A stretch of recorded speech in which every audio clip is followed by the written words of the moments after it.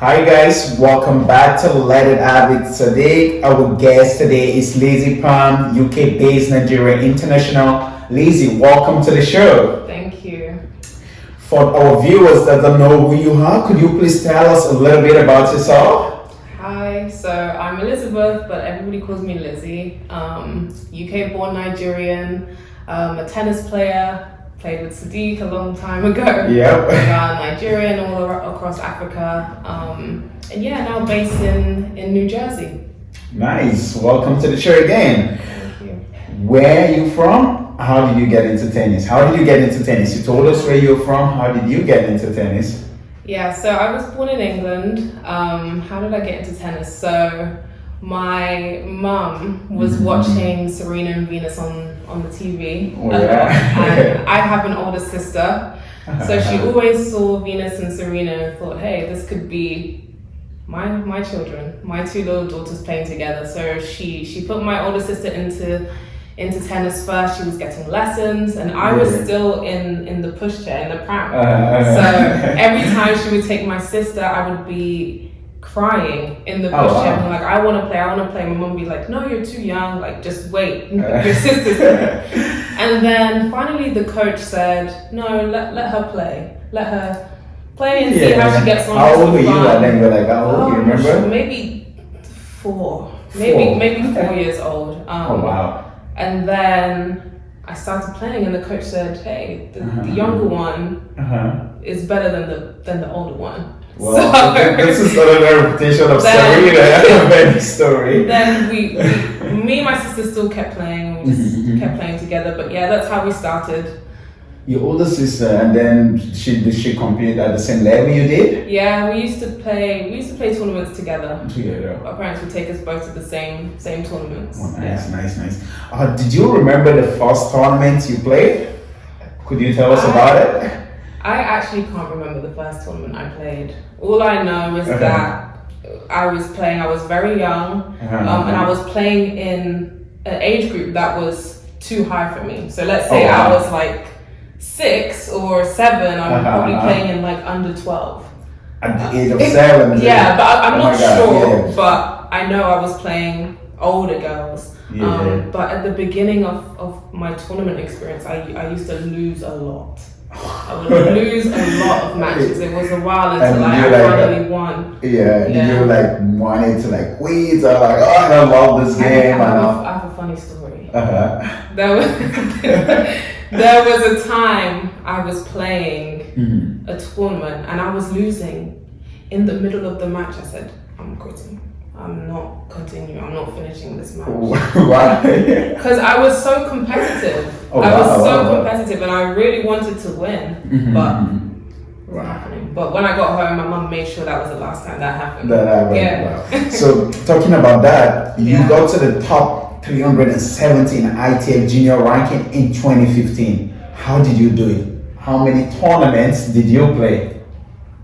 In ITF or just in general? In ITF, how many tournaments that got you to 370 in the world? A lot.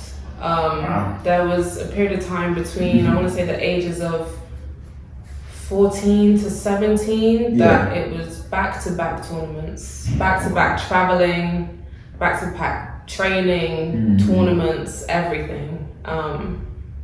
So a lot of tournaments, a lot of experience, a lot of match experience, a lot of training. Which of the tournaments your favorite moments? And did you miss the journey, like the being on the road, being in a different country, different state? Did you miss those times and all? Okay, so I think my favorite tournament, well, the most memorable one probably is Morocco, because I think that was the first ITF tournament I played. I was really, really nervous. I remember I hyped this ITF to be like, oh my gosh, I'm playing like pro. We played Morocco before Benin and Togo? Yes. Morocco was the first ITF I played. Oh, wow. But I was super nervous, and I remember it being a 3-set match on clay, which is it's not normally the surface we play in England. It's either hardcourt or grass. So clay is very different from me. But I managed to win that one, so I remember just being so happy. after that tournament. I remember. I was so happy. But talking about the surface, right? Clay and grass. I've played on hard court, played on clay, Yeah. grass. When you play on grass, is it like artificial grass or actual grass in the UK? In the UK, usually it's actual grass. Actual grass. But yeah, sometimes it can be artificial, depends where you play. But Yeah. it's very, very fast. The ball bounces very low. Yeah. It's quick points, so it suits people that have a very aggressive Big style of serve, play. one, Big two, serve, yeah. And were you like that? Like, no, you were a grinder, no? So She keeps everything. I would have loved to be an aggressive, that was my goal, and I did play like that for a bit, but I think my style started to change as I started to play different players, because when I was younger, I had a problem with just blasting everything, unforced errors all over the place. So when I tried to start being a bit more consistent, and tie that in with my athletic ability, I just ended up being find a way, making the points longer. Yeah. So, what was your upbringing like? Being from a Nigerian parents' home, but then born in the UK, Nigerian family, lived and born in the UK. What was the upbringing like? Is it more of like a UK way, or is it more like Nigerian? That's a great question. So it definitely was a bit of both. Like I said, I'm the second child out of four. So my oldest sister was born in Nigeria. My parents came to England in 1998, I think. But it was definitely a mix. There are some traditional like values and stuff that they definitely kept, but they did adjust a lot. But I wouldn't say they were strict. They were just heavy on discipline and doing the right thing, working hard, that kind of thing. But both my parents supported me in anything that I wanted to do.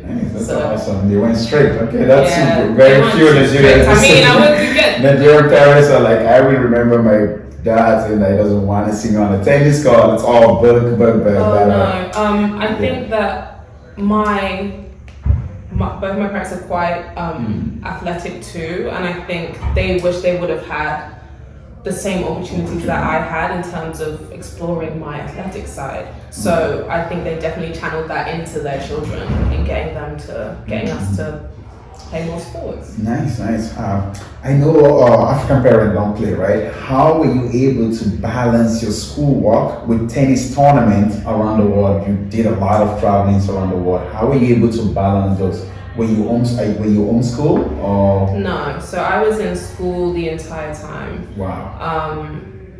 So the first school I went to, I had to leave around 13, and that's when I was taking time off school to travel. Anytime I traveled, I still had my books there and was communicating with my teachers about what work I was going to be missing and what I would need to do in order to stay on track. One of the schools did let me know at some point, look, we can't keep accommodating to you, like you either need to cut down on tennis or you need to leave. So that's when I went to boarding school, and things were much easier there because the tennis program was incorporated with my schoolwork. But still, when I was traveling, same thing. I had to do a lot of work on the side. But being in boarding school, do you get the same training as when you were home? Because do you have your private coach? How does that work? So I was living, let's say, here. My tennis court was here. So I could go multiple times throughout the day in between classes. My private coach was there. My group of people that I played with were there. So it was very convenient. Nice. So to the next question, right? Why did you choose to represent Nigeria, being that you're UK citizen by birth? Great question again.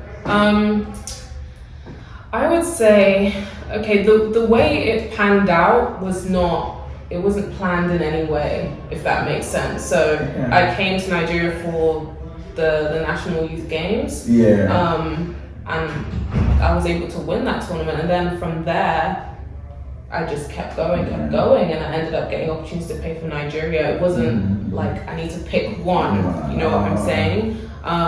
But even though I was born in the UK, I am still very much Nigerian. My blood is Nigerian. You know? If you had the opportunity to play Fed Cup for Nigeria or Fed Cup for UK, which team would you play for? Which country would you play for? Let's see. You gotta be careful with this answer. I'm gonna be very careful. But I believe I would play for Nigeria. You would play for Nigeria? I believe I would play for Nigeria. Why Nigeria? I think it's been kind of hard for me being born in England because, you know, when I come back to Nigeria, people see the way I talk, the way I act, and it's not like, oh, there's something different about you. Like, are you sure you're Nigerian? But it's the same thing in England. When I'm in England, they're like, wait, but where are you really from? Like, you're not really British, are you? You know what I'm saying? You get that too in England. Of course I do. Of course. So, but when, you know, I look at myself in the mirror, I'm Nigerian. Do you feel more at home when you're in Nigeria? I did. Yeah. I'm glad I had that experience and was able to. Nice. You also won the bronze medal for Nigeria in the All African Games in 2015. How does that feel? What was the tournament experience like? That was amazing. That was amazing to go there and represent Nigeria, and then to come home with a medal. I didn't predict that beforehand. I felt quite out of my depth when I went there. I was like, I'm so young, like compared to everybody. Yeah, you were like, I was the youngest. 16? I was 15. I was 15, just about to turn 16. Wow. But yeah, that was amazing. That's like one of the highlights when people ask me, what tournaments did you win? This is one that you cherish that. Yeah. Wow, that's incredible. In 2013, right? You played the National Youth Festival in Abuja and got to the final, right? That's where we all know Lizzie was like, whoa, who is this person? Where did she come from? But you played the tournament, you got to the final, you won the tournament, right? If I'm not mistaken, the Youth Festival, you won the tournament. So what was it like? What was it like playing in Nigeria in a different atmosphere? I know pretty much everyone was rooting for your opponent because they don't know who you are. How did you feel? How was the atmosphere? Could you tell us about it? And how did you end up in the tournament? You know. Okay. Like I said, how did I end up in the tournament? It was, I think it was my parents' suggestion. They were just like, look, you should go play in Nigeria. I think at the time I had been playing a lot of tournaments in the UK and I'd been doing really well, I had good ranking. But all the girls were playing the same. So, you know, the same kind of style, wasn't getting any variety. So I think my parents were like, yeah, you should go play, get a different experience, you know, different feel. But that experience was crazy. That experience was crazy. That was scary. That was exciting. It was fun. It was different. But I had never experienced something like that in my life before. I felt like I was just, you know, the fence was closing in on me because there were people outside talking to me while I was hitting balls. They were screaming at me. They were cheering for the other girl, saying that I couldn't beat the other girl. Bearing in mind, I'm only 14. I'm very young.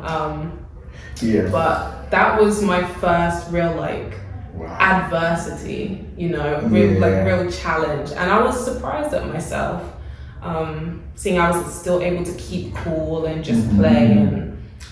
That was crazy. I remember you were one of the people cheering against me, weren't you? I mean, we know who you are. Where did she come from? But there's that amazing. She was like, we're all like, who is this person playing really well? Won the tournament. That was your, what should I say, the breakthrough. Like that's a tournament debut. Like that's a tournament we know you are. But if there's something you learned from that moment, that experience, right? Playing in a national tournament, right? That was your first national tournament as well. What would that be? What did you learn from that moment? I think the importance of the mental side of tennis. I always knew, like, you can hit forehand, you can hit backhand, but when it comes down to it, when you're in the tough moments, like, can you keep a level head? Can you still fight through that? You know. And if I'm not mistaken, the tournament took like forever. 3 sets, if I'm not mistaken. A lot of pressure, a lot of yelling, even when you're serving and all. Yeah. That was tough. That was tough.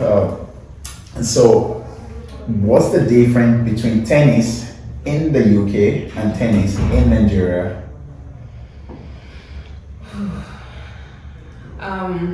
This is a hard question. Can we come back to that one? Yeah, sure, absolutely. Can you give me like a moment to think? Absolutely. Let's give on to the next one. So, what do you do on your day off? On my days off? Yeah, days off. Like currently? Let's say when you were playing, when you were still. My days off, I would just try and recover. Yeah, pretty much. Recover, schoolwork, catch up. Yeah. Recover, hang out with family. Not too much. Wait for the next tournament. Wait for the next tournament. Yeah, but how about now? What are you doing in your day off now? Just curious. Now, I have a lot more responsibilities than I had then. You know, my parents would take care of things for me, but now I go to the gym a lot. I'm very active. Cleaning my apartment. Yeah, just regular things. Meeting up with friends. Yeah. So what was the transition from junior level tennis to college level tennis? What was it like from junior to college? It was quite a hard transition, very hard transition actually. It was a lot more of a team environment. You know, you're used to playing for yourself, by yourself. You know, you're accountable for everything. It's on me, but.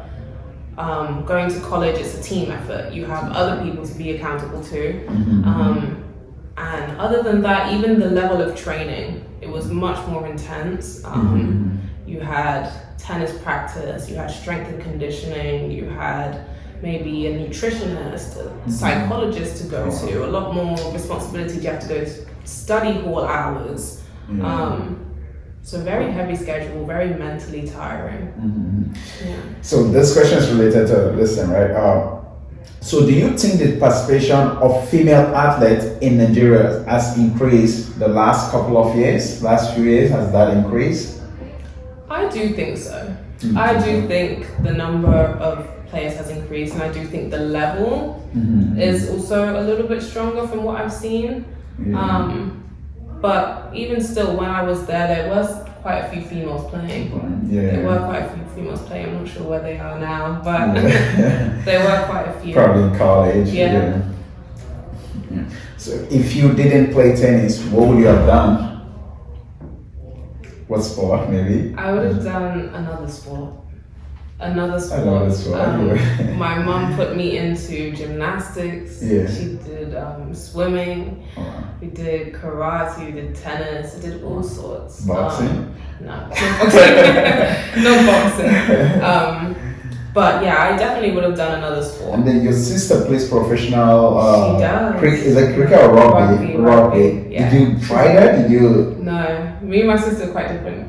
In terms of, she played tennis, right? So when did she start doing rugby? So she actually went from tennis to athletics. She did shot put, and then she transitioned over to rugby.